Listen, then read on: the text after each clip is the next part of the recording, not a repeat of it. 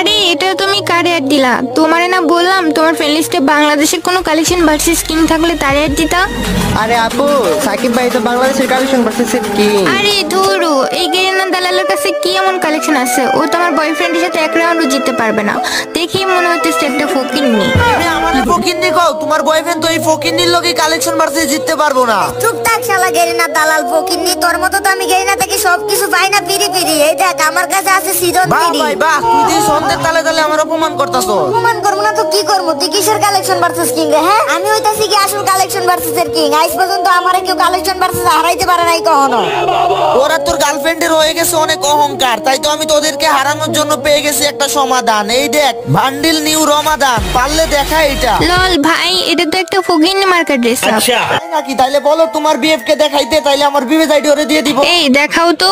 আরে জান, এটা তো আমার কাছে নাই, আর এটা তো আমার গেমে আসে।